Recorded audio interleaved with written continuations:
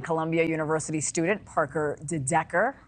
Parker, first, thank you so much for coming on and sharing your story, because you were on campus. You were in a dorm room when police came to make all those arrests. What did you see?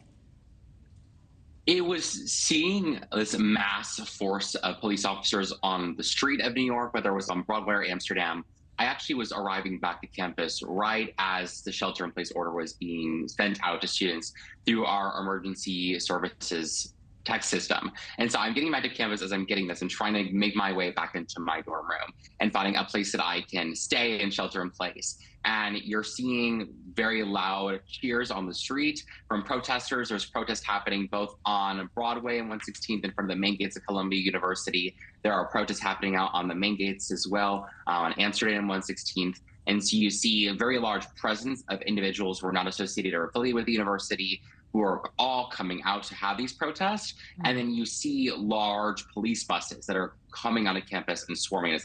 As I'm getting onto campus, I'm coming into campus from the north side. I'm all the way up on 125th driving down, and there's mass presences of NYPD officers there. And so as this is happening, you're seeing the police come into the 114th gate. That's right there next to Carmen Hall and Butler Library between the two. And a mass showing of police officers going through there, and seeing them all walk onto campus and seeing this very large presence of police was definitely a very crazy and very high level operation. It definitely it brought emotional clarity for a lot of people, but also a lot of emotional confusion for a lot of people. Sure. Having this large presence of police, some people have really strained relationships with public officials and NYPD or other forms of police officers. And so for some people, having this large presence of officers on campus definitely brought a lot of undue stress as well.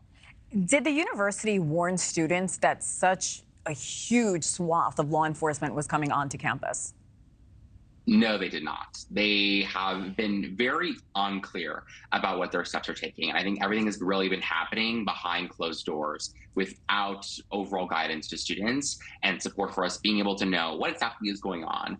The only way in which we've actually been able to really keep updated is through our campus online radio station, WKCR, and which they have been the ones telling us, okay, we are on the streets, we are seeing large presences of NYPD, or it's on social media and seeing people being like, okay, here we have a large presence of police presence on this road.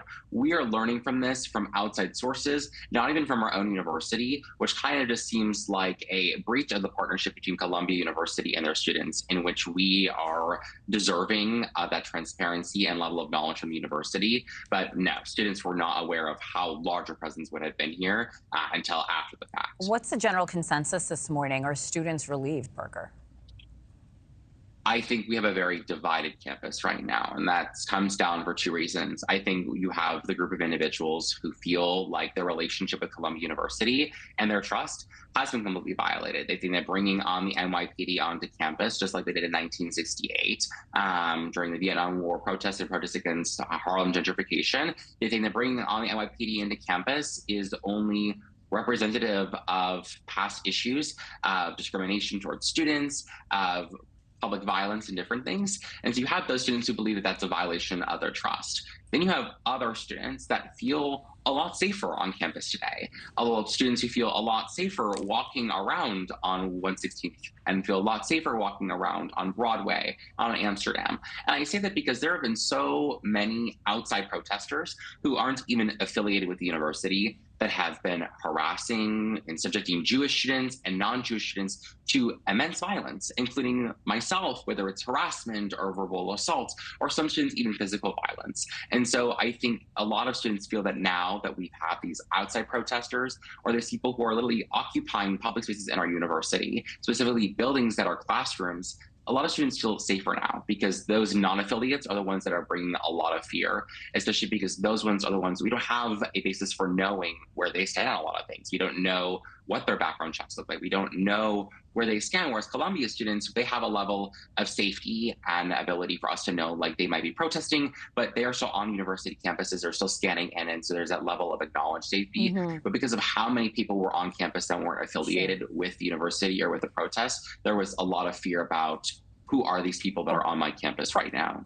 Thanks for watching, everybody. Go to joinnn.com to find NewsNation on your television provider. Also, don't forget to click that red subscribe button below to get more of NewsNation's fact-driven, unbiased coverage.